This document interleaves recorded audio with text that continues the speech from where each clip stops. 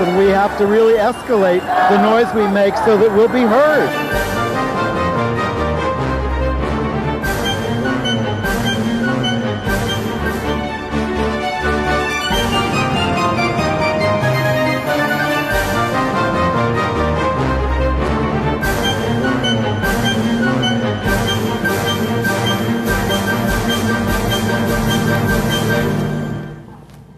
Welcome to Gay USA. I'm Andy Humm, and welcome to... I'm Corey Johnson. So happy to be here. Back being a co-host again. Corey Johnson, folks, is the Speaker of the New York City Council, second most powerful elected official in New York, and we're honored to have you. I love being here. Though I miss Ann Northrup, but I'm only here when she's not here because you never take a day off. No, I'd be happy to. We'll let you do the show with Ann. That'd be fun. Well, let's go right to the news. We'll catch up. Yes. But let's tell them what the headlines are, first of all. We're going to give you the gay and lesbian angles on the Kavanaugh nomination. The Trump outrages continue, including a trade bill that will spike your medical costs. That's not nice. Congress actually got rid of an anti-LGBT amendment in conference on a bill.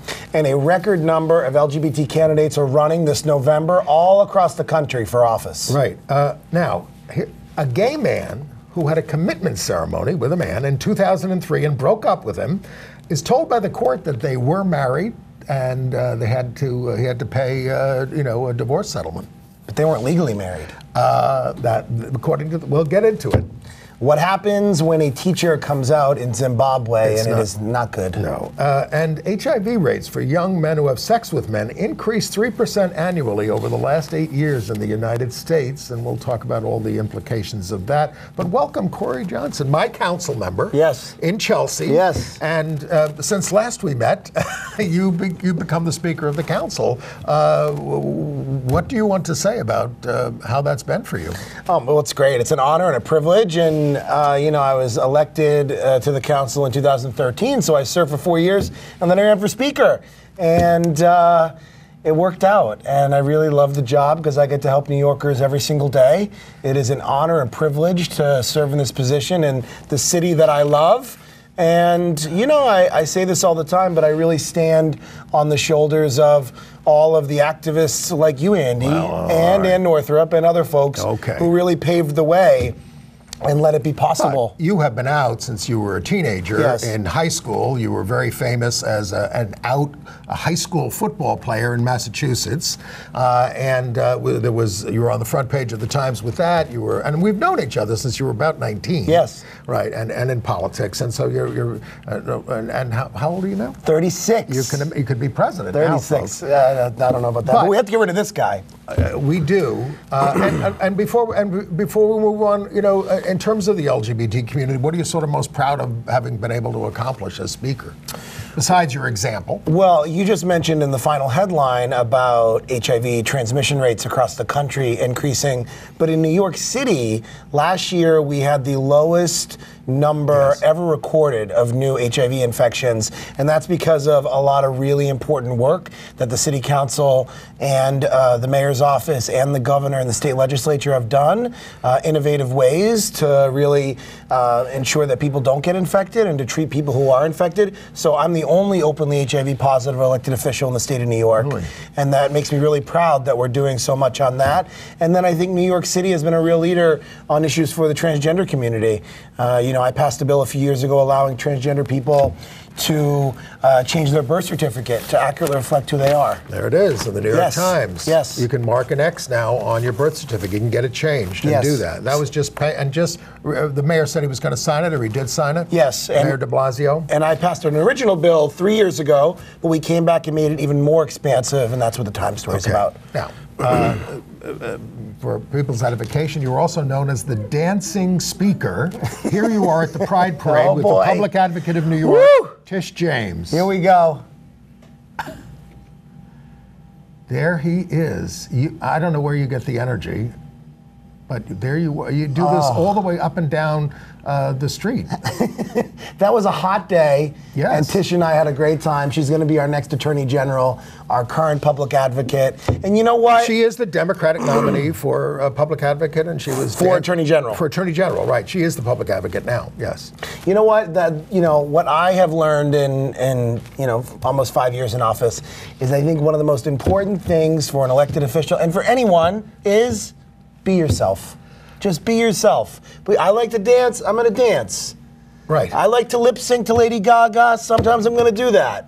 Okay. You have to be yourself, and I think that it's important in these times we're living in that there's a level of authenticity that people get to see, and not in the crazy manufactured, vile way that the president shows us every day, but in a real way. And I try to do that as an elected official. Okay. Now, you also spoke at DragCon, RuPaul's DragCon, a drag convention. Yes. You were on the political panel. There you are with Michelle Visage. Do we have that picture? I love her. Who's on RuPaul's Drag Race.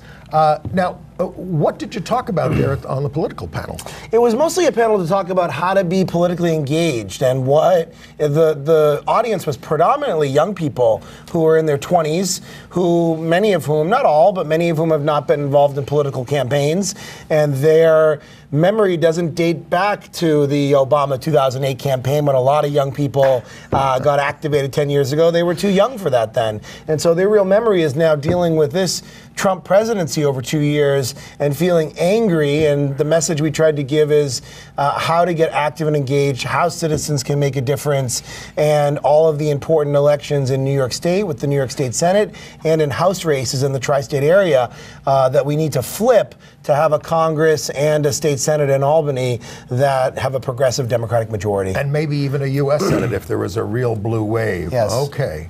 And you've been very involved with knocking off these rogue Democrats in the Independent Democratic Conference who were betraying the party. You made that move this year and did that.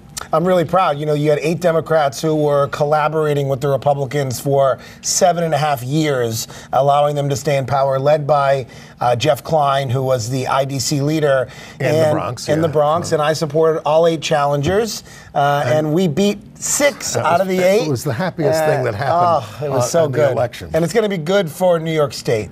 Okay. So your hopes for turning the New York State Senate true blue? I'm making the prediction here. I could be wrong. Yeah. We need 1 seat to flip to have a Democratic majority. I'm calling here on Gay USA, 30-odd days out from the election, we're going to flip 5 seats. Wow. That's my guess. Okay. 5 seats. We'll run this tape in a couple of weeks. I think the tsunami is coming. Okay. All right. Well, the tsunami of the past week has been the nomination of Brett Kavanaugh to the Supreme Court. I mean, what an ugly week for America.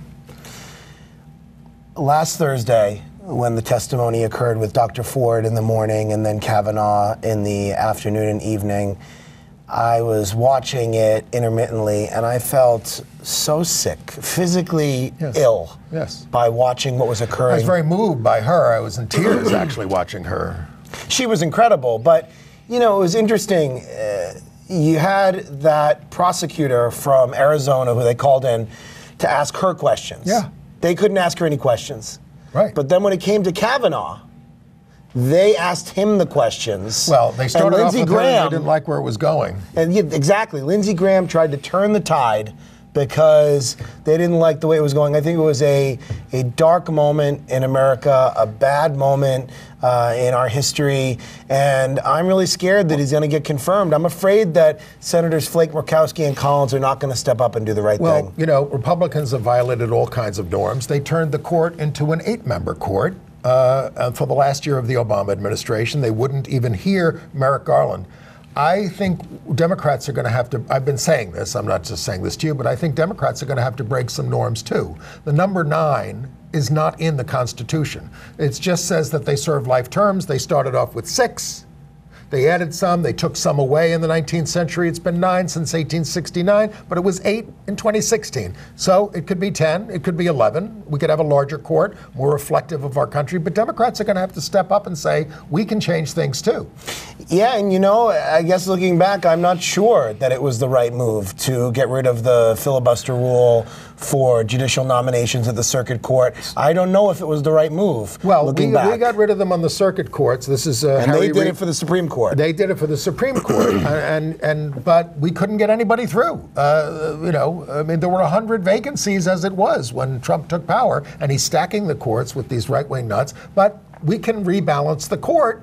I mean, certainly the Congress and the new president in 2021 are entitled to expand the judiciary, have more circuits, have more judges, and rebalance things. But they can do it to the Supreme Court, too. I just think it leaves people with despair to say, there's nothing we can do for the next generation. We're not going to be protected by the courts. Well, that's not true. Our Congressman Jerry Nadler, was on this week with George Stephanopoulos on Sunday. And he may be the head of the Judiciary Committee if we turn the Congress blue. Which I think we will take the House, and I think that he will be the chair of the Judiciary Committee.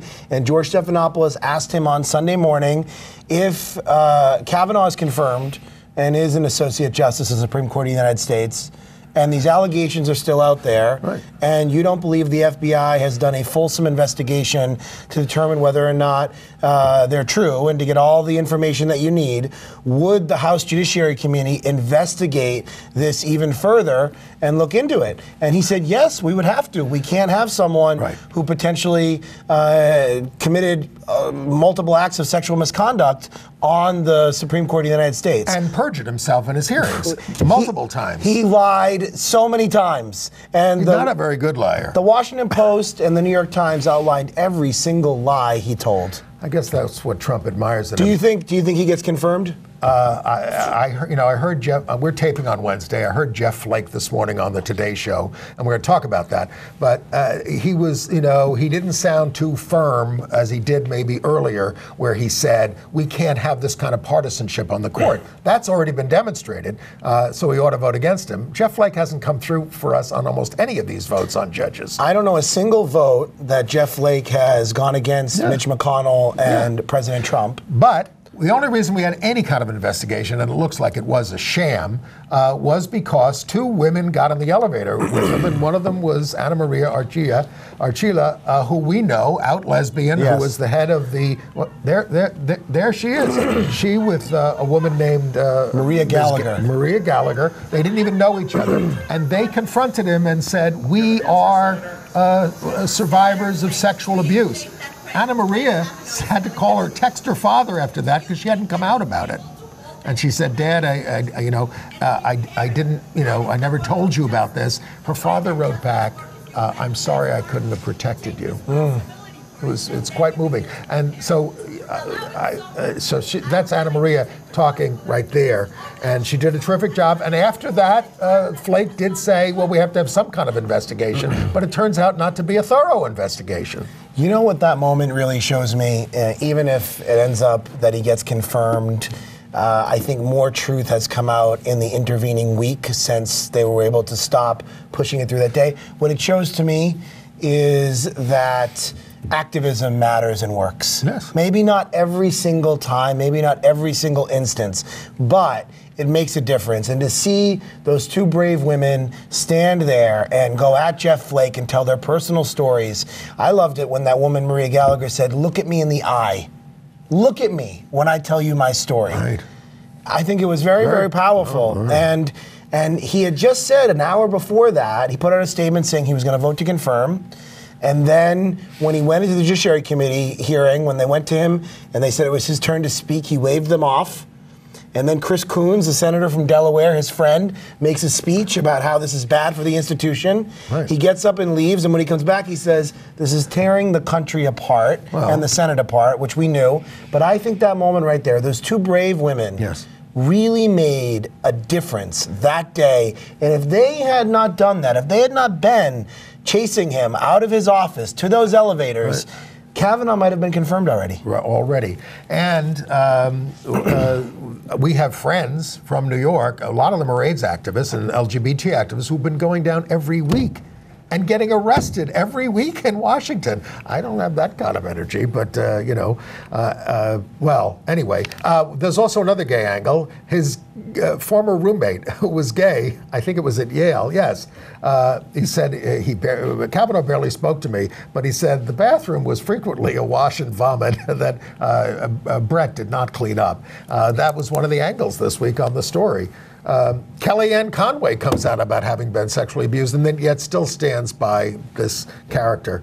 Well, it's just, well,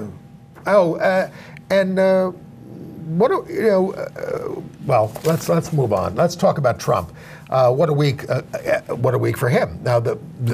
Now, here in New York, he's being investigated for what the New York Times exposed as his tax evasion all these years. The whole family, including the sister, is a federal judge.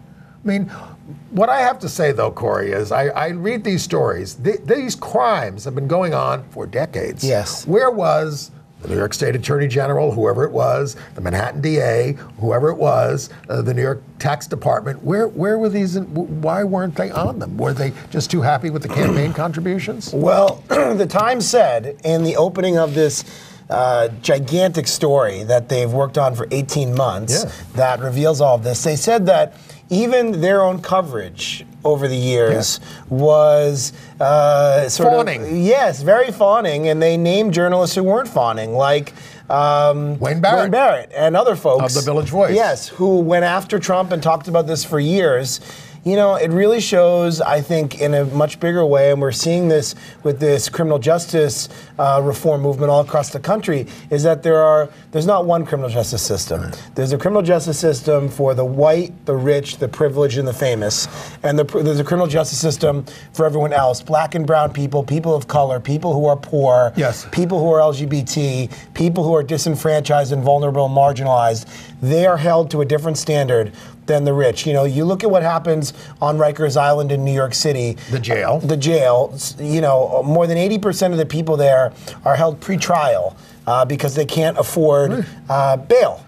Then you look at someone like Harvey. But you've done something about that. We're working on that, but then you look at someone like Harvey Weinstein, who gets able to afford the most expensive attorney in the world, puts up bail, and never steps foot on Rikers Island, gets out right away. What this shows is that Trump was able to game the system. And during his campaign in 2016, he talked about how the system was rigged against the American people, and they should vote for him so he could drain the swamp and stand up for everyday Americans. We know that was a lie. What really happened was the system was rigged for years and years and years in favor of President Trump and his cronies and his family members. Sure, absolutely.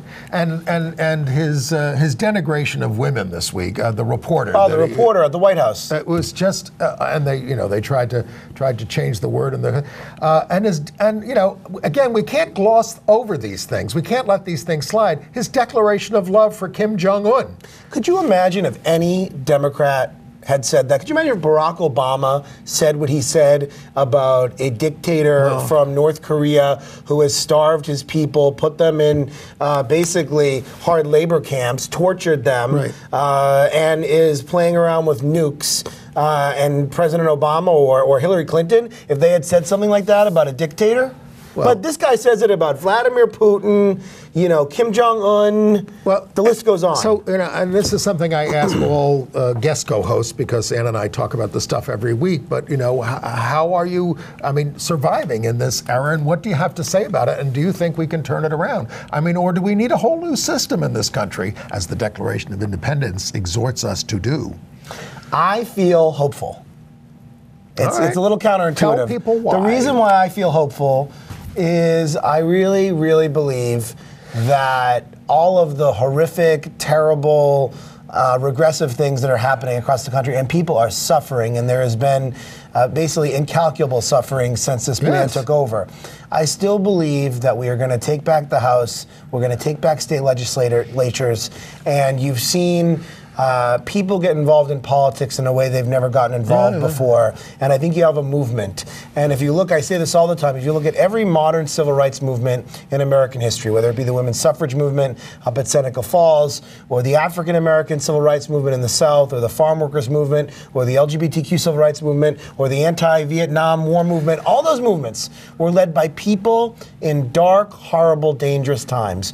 This country somehow was able to make it through slavery, which is the biggest stain in our country ever, and we still have way too much racial injustice. But I feel like the Civil War is not even over. I mean, and they're winning now. That crowd is like in power now.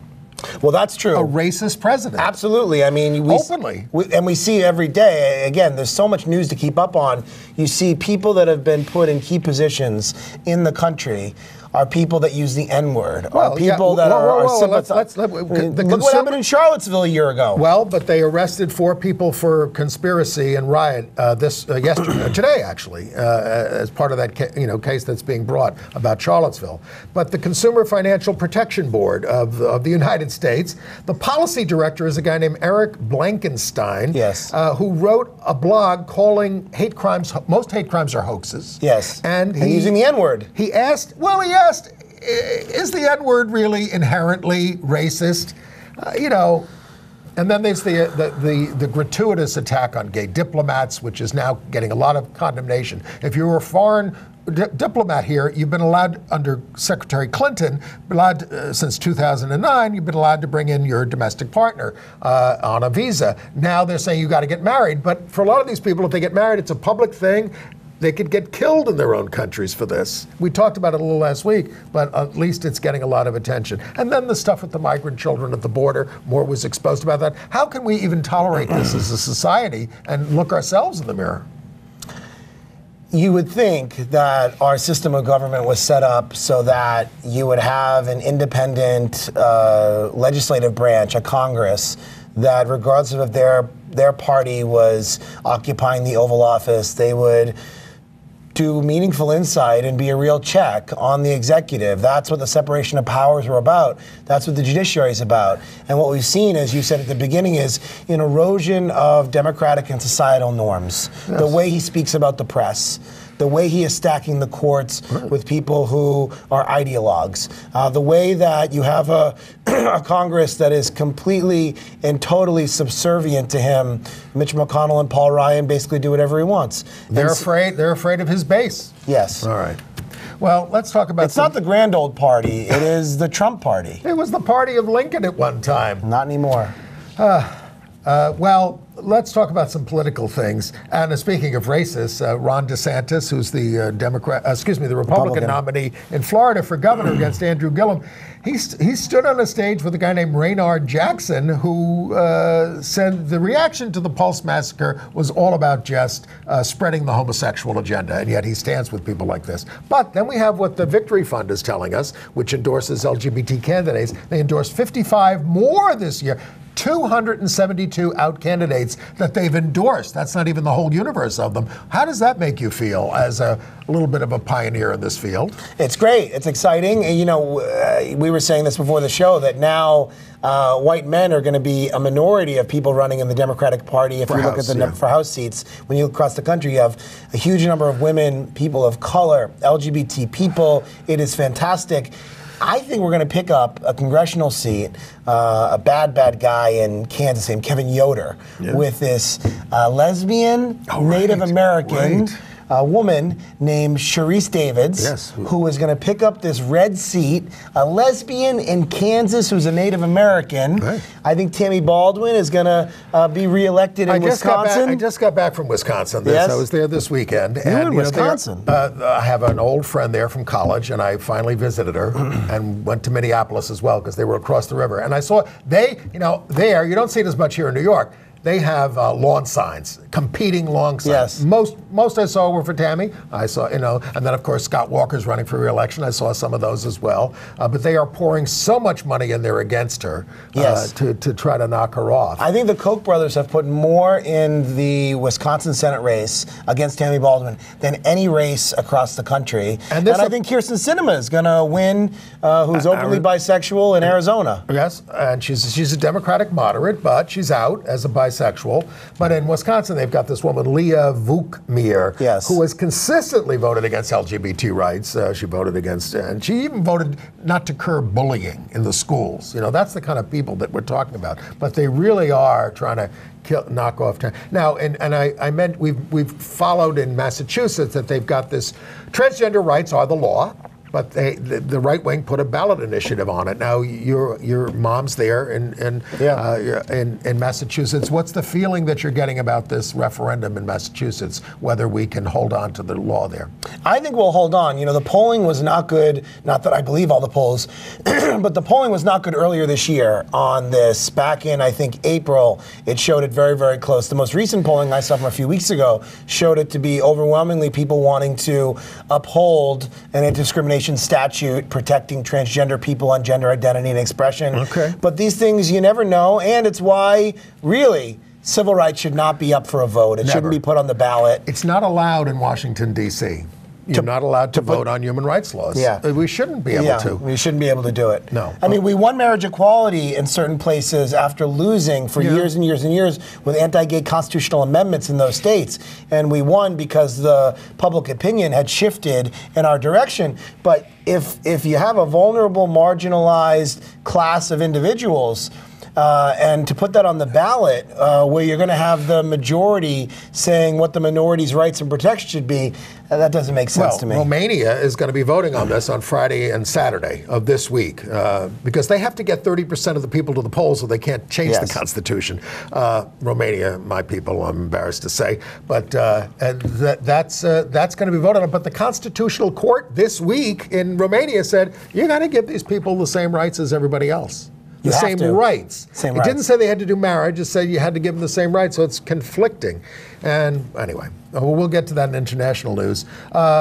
It was nice to see the Congress. They had an appropriations bill, and the right wing wanted to put an amendment in it that said you can let people discriminate and these child care agencies, right, or child placement agencies, and it was gotten rid of in conference because we still have 49 Democratic senators who can say we're going to stop this and we're not going to let this go through. What else? You know it's not good when you take small victories like that. Well, that's the thing. We can stop some things. Yeah, but we can't do anything proactive. No, not in the Congress. But everyone still needs to vote and get out there and door knock and phone bank and be an activist participant in our democracy. I think we're going to take the House. Yes. And I don't know about the Senate, but I think we're going to take the House. I'm most worried about Heidi Heitkamp in North Dakota. Right. But I think the other seats, I think Joe Donnelly in Indiana is going to hold on. I think we're going to beat Dean Heller in Nevada with Jackie Rosen, the congresswoman there. I think Kirsten Sinema is going to beat Martha McSally. How about Tennessee? I think that Phil Bredesen is going to win, the Democrat. And other people have to hold I want Beto O'Rourke, of course, to beat Ted Cruz. How about Claire McCaskill in Missouri? I think Claire's going to hold on. The one I'm most worried about is Heidi Heitkamp in North Dakota. But North Dakota has something that other states don't have. Do you know this? Nope. There's no voter registration. You just show up. You just show up. Can't we do that in New York? You just show up. There's no voter registration. Speaker? So it's hard to poll there because the way people typically poll is you look at the voter rolls, you go through and you find likely voters, how often they vote, and you weight it in a certain way and screen it in a certain way and create a model. Right. In North Dakota, there's no voter registration. You just show up. And you vote. And it's a Republican-controlled state, a Republican governor, Republican supermajorities in the state legislature, and no one's screaming about voter fraud in North Dakota. Can we do these kinds of reforms here in New York? That's what I think is one of the biggest things that we have to do if Democrats when they take the state Senate. We need to do automatic voting registration, no excuse absentee voting, all sorts of voting reforms, early voting. I'm a lifelong Democrat, yes, but I've never seen Democrats too interested in this because, you know, a lot of politicians just want the electorate that elected them. They don't want a new electorate. They don't want to worry about that. Australia, you have to vote or you get a fine. Yeah, it's compulsory, yeah. It is. Now, all right, here's another story out of San Francisco. They say that they're the first city to have an LGBTQ cultural strategy to protect cultural heritage sites in the city and also to preserve them and to empower LGBTQ residents through economic programs and social services and things. I mean, now, of course, course, we've preserved some sites in New York, but how do you think we're doing on that in New York? I think we need to do better. We just voted last week in the City Council to appoint or confirm the mayor's appointment to a Landmarks Preservation Commission chair. And it's a woman named Sarah Carroll. And I had conversations with her about identifying more LGBT cultural sites. If you look at one of the oldest bars in the city where the famous sip-in took place, Julius, it's not protected as an individual cultural landmark. It's in the Greenwich Village Historic District, but it doesn't have its own recognition. And there's a great guy named Ken Lusbader who has put forward this plan on identifying LGBT cultural and historic sites in New York City, like the brownstone that GMHC was founded in. All of these important places that you were around for at the Gay Activists Alliance Firehouse, which... I never got to the firehouse. I couldn't find it. It was on Worcester Street. I couldn't find it on a map. It's terrible. I was a kid. So we have to found my way to some gay bars and other places. We have to protect more of these places, and I'm glad San Francisco is doing it.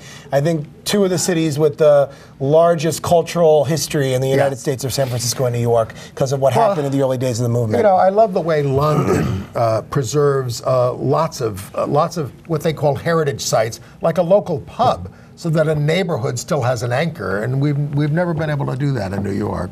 But maybe we have to do a better job of it. Someday. All right. Here's a story out of St. Petersburg, Florida.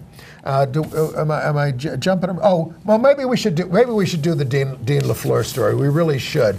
Let's talk about Dean LaFleur. There he is. This picture. That's an old picture of him when he was in the service. Now, all right. They don't give the name of his partner. Dean had a commitment ceremony. His partner said, come on, let's have a commitment ceremony. It's 2003. We can't get married. Let's have a commitment ceremony. Oh, come on. He agrees to this, all right? They break up. Like people do. And they had an off-again, on-again relationship. But then the ex-partner comes after him and says, we were really married back in 2003, and I want a divorce settlement. I want a divorce, and I want a settlement. And this judge in Colorado granted this. They said it's not a common law marriage, but you shared the common necessities of life. And after all, the anti-gay marriage statute was declared unconstitutional. You're married. He had to get a divorce, and he had to pay a settlement. The guy wanted, like, 2/3 of his he didn't get that much. But wow, I'm not sure. I mean, the guy never thought he was getting married. Well, I think that's the key thing here, is the guy never thought he was getting married. And he wasn't legally at the time. And he wasn't legally married. I don't know enough about the specifics except you just told me, but that's a little scary. Well, and he's looking for somebody to help him with an appeal. Now, we are trying some retro things. We talked about it on the show last week. A woman who wants spousal Social Security benefits for her partner who died before you could get married. So, these things are going to have to be worked out. Anyway, no good deed goes unpunished. Another Catholic here's another Catholic, worker who worked for the Archdiocese. He worked for Outreach for the Archdiocese. He liked some same-sex marriage photos on Facebook. They brought him in and they fired him. And he wasn't out at the time, but this was enough to get him fired. Where was this, Cleveland? This was Cleveland, Ohio. That is terrible. Be careful what you like, but and he is now out. But there was another case. I'll find it later where in Chicago there was this organist who sued because he was fired because he was gay. And they said he can't do that because they have a ministerial exception for that. But they do seem to have violated the ADA, the Americans with Disabilities Act, because they went after you because you're overweight. And so he's allowed to pursue the case on that basis. All right.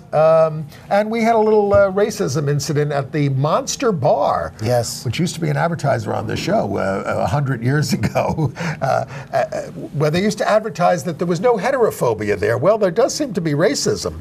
The manager there was caught texting that, don't send that flyer out. People will think it's Black Night. Yeah, it's terrible. And you spoke out against this. Well, and they fired the guy. They fired the guy, and one of the people who was trying to promote a night at the Monster put these men, I think, one was African American, one was Latino, maybe most of them were African American, I don't know.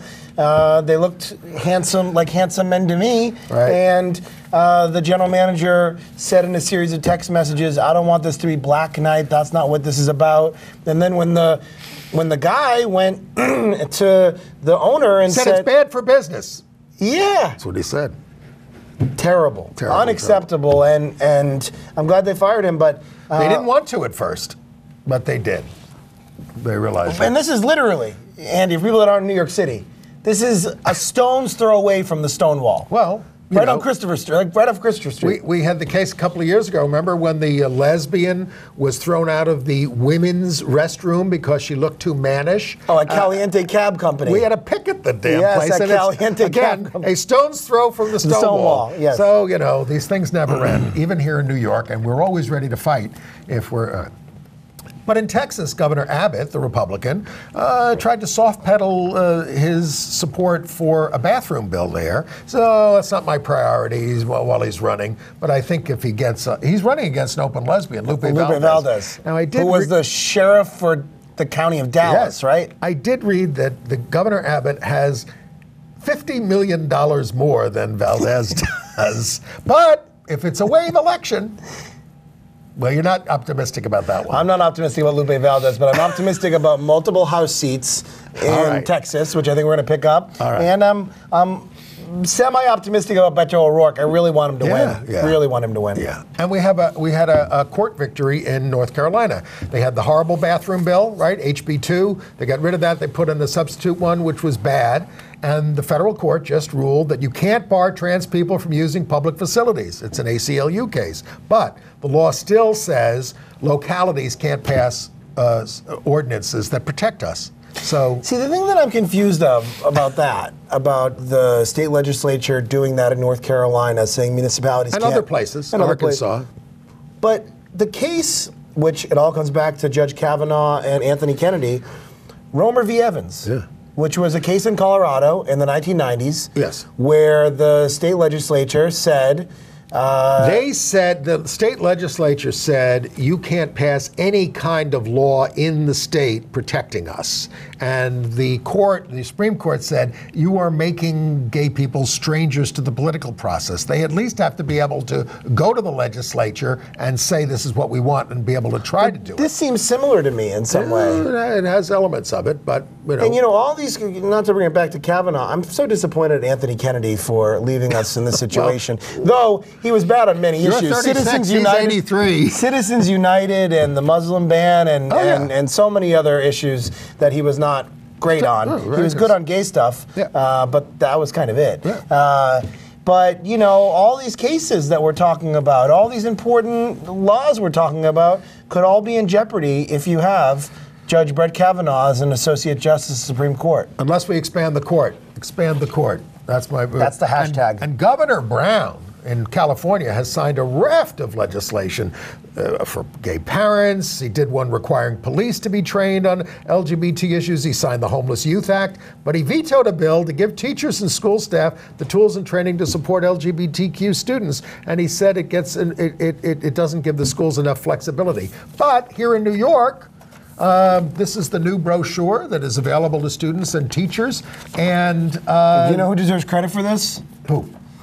Danny Drum, someone who my colleague in the city council, represents a district in Queens. I jokingly, affectionately call him the Queen from Queens. Okay. And he is a city councilman who now chairs our finance committee, but before chaired the education committee. As you know, he was a teacher who came out. It became a big controversy, and he has dedicated the last 10 years of his time in the council to protecting LGBT students as a former teacher. And so, Danny, on the back of this, there's the name of the gentleman, great guy, Jared Fox, who works at the Department of Education. Danny's the one that got the funding from the city council to create the position for Jared Fox to do all of this work. Right. So I think Danny actually watches Gay USA. So, Danny, thank you. And there's now a toolkit for educators called Understanding LGBTQ Plus Identity, and it features videos that were developed by WNET, of all places, from their groundbreaking series on LGBT people called First Person. It has a teacher's guide, an early grades guide, a Gay Straight Alliance checklist, because any school in New York or anywhere in the country that wants to have a GSA can have them. But that was a court case too. Yes. But you put some resources into New York to fund these. But apparently we only have about 15% GSAs in our high schools for whatever reason. Maybe because the whole city is gay. But that's I don't know. No, but that's what Jared Fox, who is doing this work, he's working to get more GSAs in schools across the city. If you want to see this toolkit, sign up for our email. Go to gayusatv.org. Sign up for our email. I'll send you the link. All right? You can Google around for it, but the URL is too long for us to put in. All right. I'm just trying to see what else. University of California, Berkeley opened up a large-scale universal locker room that the students voluntarily paid their fees for, $146 a piece, so that they could open this facility where you can shower in private and the transgender people are comfortable, where people with disabilities are comfortable. It's a fantastic thing. That's great. Meridian, Idaho passed a non-discrimination ordinance 4-2. It's the 14th city in Idaho to do so. Meridian, Idaho. Well, it took us until 1986 to do it in New York.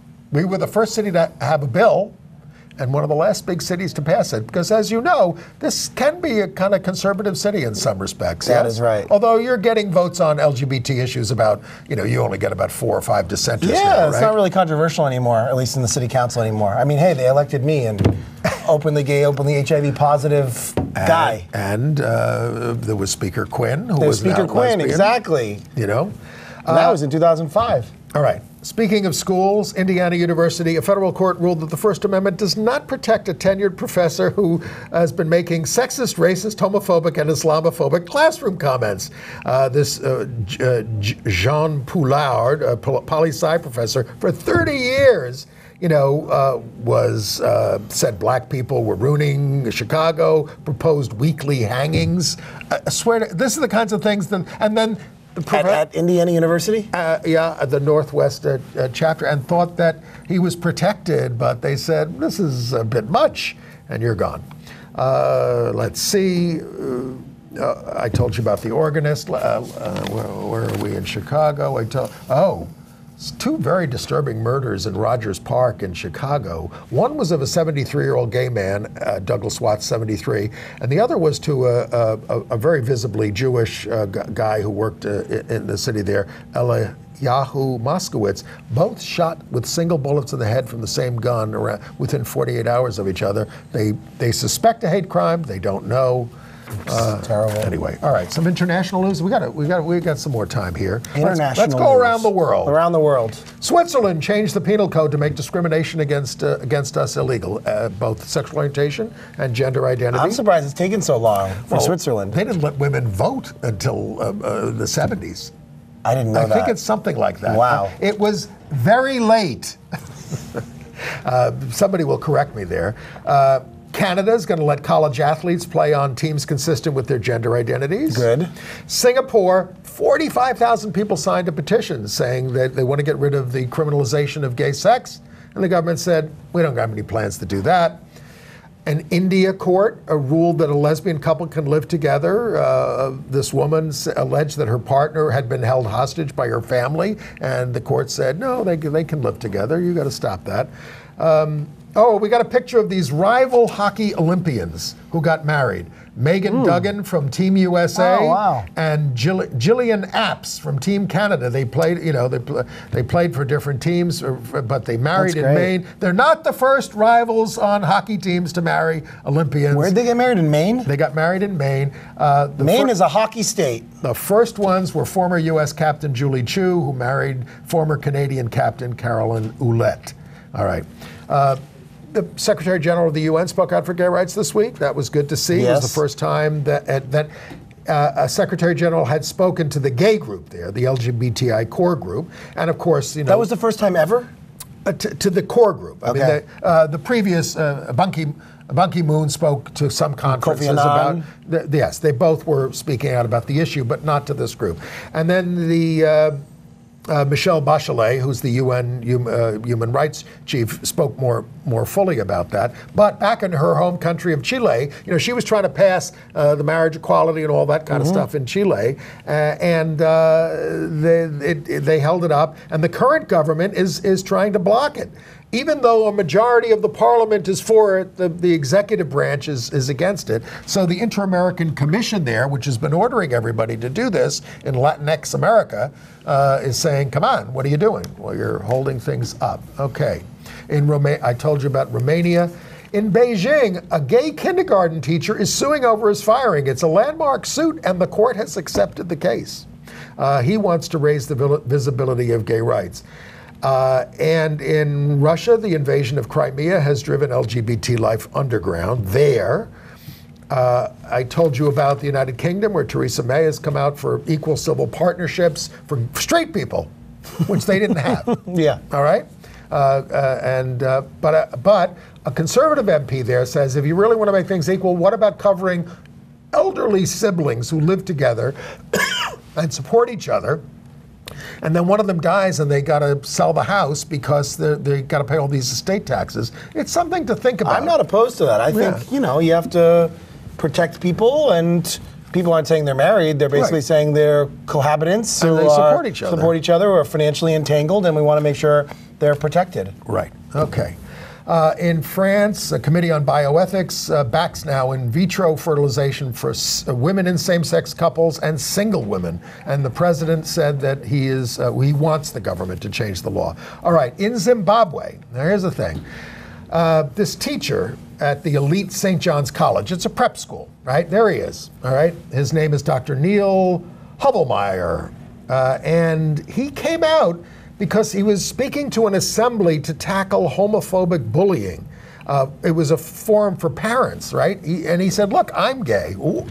Fist fights broke out in the audience over this. Parents got furious. The administration backed him and said, we think he's very brave, what he's doing.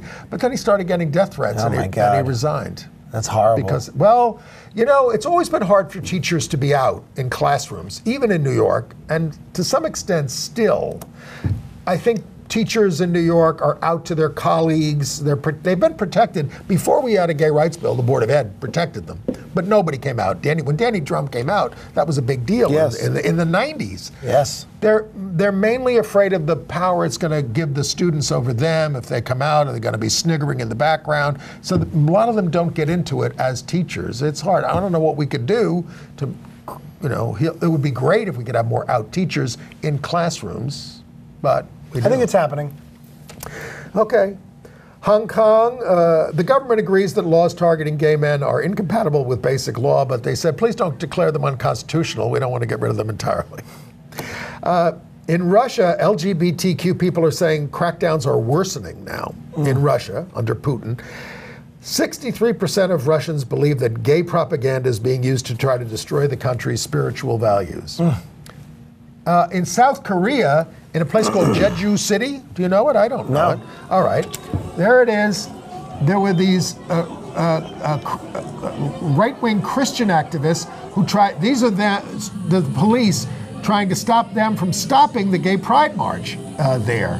And they sat down on the street to block the gay pride march and everything. And there were 2,000 people at the cultural festival and thousands more from this Christian group doing this. This is really unhinged. Wow. And South Korea is trying to work through this whole business of same-sex marriage, and you are part South Korean. Yes. I admitted to being part Romanian. I am shocked by this. So wait. These are the Christians who are blocking traffic, the gay pride parade. blocking the police, blocking the police cars, getting under the trucks and everything. All right, we've seen enough of that.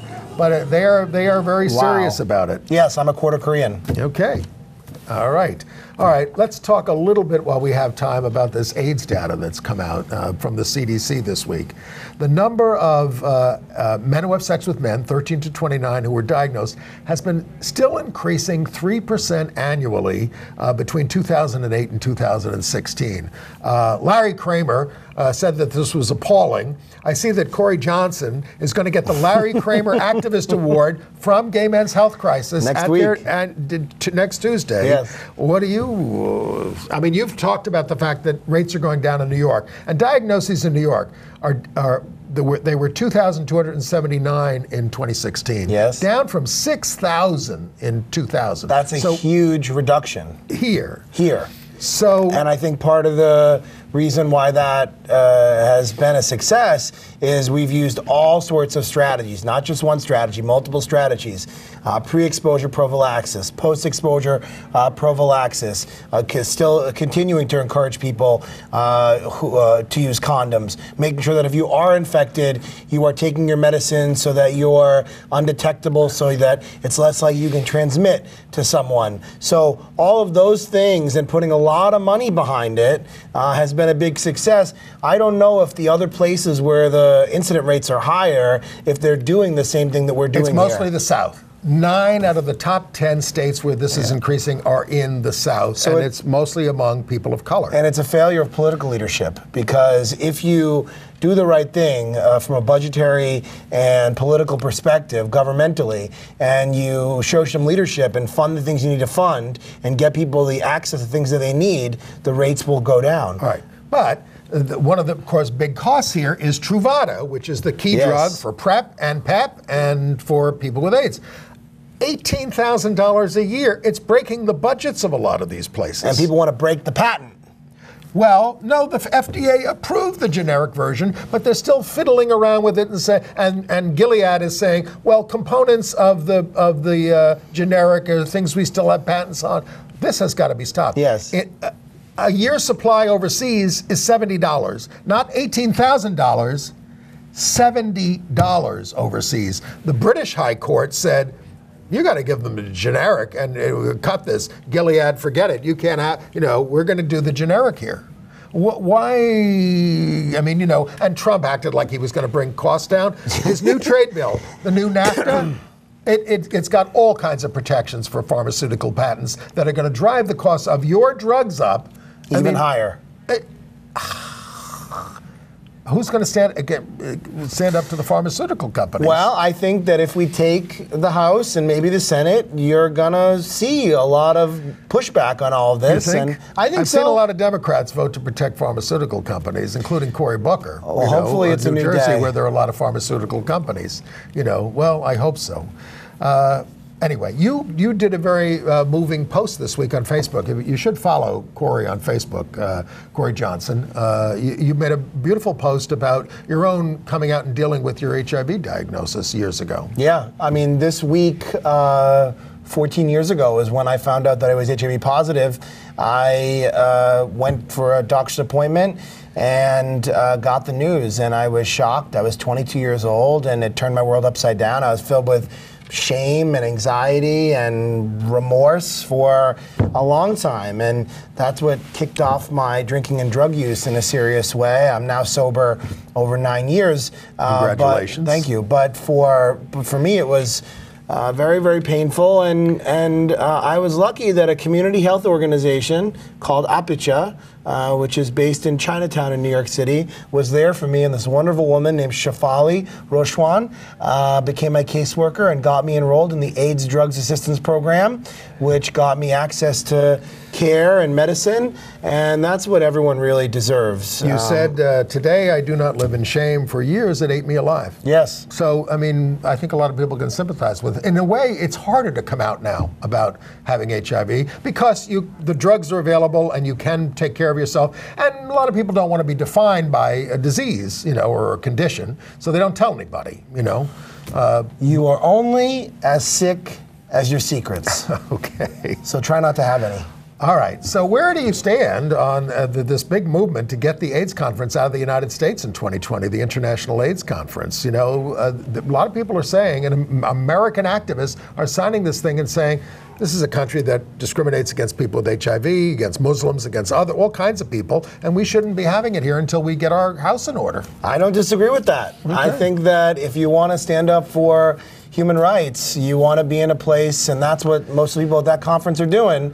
You need to be in a place that really protects people. And right now in our country, we aren't doing that. We aren't living up to the values that we should be holding Now, up. on the other hand, we're having Stonewall 50 here in New York, Yes. World Pride here next year. Yes. And some people are raising the same issue. I mean, that's why a lot of us, Ann and I don't know where you are on this, but we want to have a civil rights march that day, not a parade, because, and we really can't honestly invite the world. We sort of want to have a women's march, like the Women's March, which will take place all over the world at the end of June around Stonewall, because there's a lot to protest at this point. There's certainly things to celebrate over 50 years. We've all worked hard. But that's, that we don't really deserve to be the host of World Pride if this is a country which is keeping a lot of people out and all that.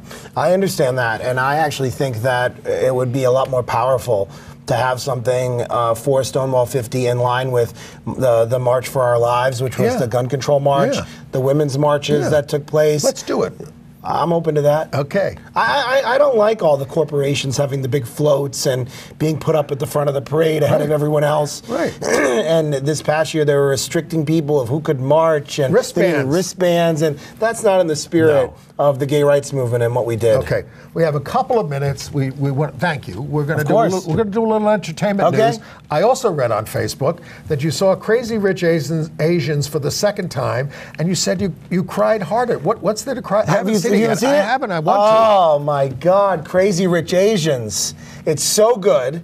It takes place. It's about an Asian couple in New York who the son goes back home to Singapore to visit his family, and the woman who goes back with him is not accepted by his traditional, very rich family. Her name's Rachel Chu, and she is amazing and fights through it. I want to be Rachel Chu.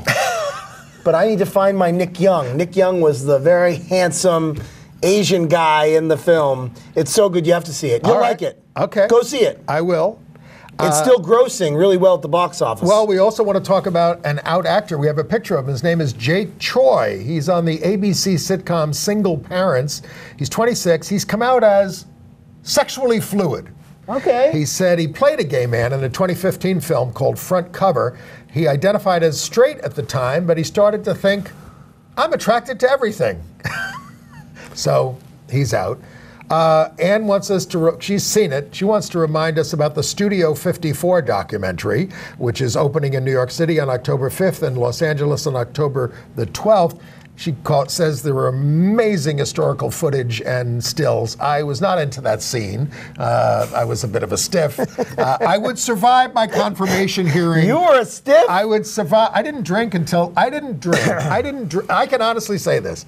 I did not drink until 1988, when we'd had 8 years of Ronald Reagan, and George Bush was elected, the senior was elected president. And this was in the midst of the AIDS crisis, and I was despondent. Yes. I said, things are not going to get any better. I'm going to have a drink. And so that's that. All I drink is a little wine. That's all I do. That's it for me. But I didn't drink at all before that. So Anne wants us to watch this documentary. Oh, she says it's excellent. And, of course, you're going to see Roy Cohn in it, but you're also going to see Rollerina. Oh, I love Rollerina. I was telling you before we went on the air that I last night was watching clips of United in Anger and about ACT UP. About ACT UP, and Anne is very prominent in that film, and she is amazing. Yeah, absolutely. I love you, Ann Northrup. We'd love to have you back, Ann. Are you coming back? And Corey would like to do the show with you as well. That's not a dig on Andy. I've only done the show with Andy. And we should have gender parity on the show. Yes, we should. Right? This is ridiculous. Two guys, right? Okay. Well, Corey, it's been wonderful having you. We're down to our last 43 seconds. Any final messages for the people? No, the final message is if you're angry, if you're depressed, if you're despondent, if you're going on a news diet, if you don't want to look at the TV or the newspaper, get out there. Don't just vote. Voting's not enough. Right. Door knock, phone bank, get involved. We have about 30 days to change the course of this country. Let's do it. And we're going to do it. Thank you for being with us. Don't run off. Don't run off. We have a couple of seconds. And if you want to be on our email list and get that toolkit for educators, go to gayusatv.org. Thanks for doing this. This show's so good. 33 years. 33 years. I'm 36. I was 3. Damn, But Andy. you weren't getting an allowance from Fred Trump of $200,000 a year when you were 3. Oy vey.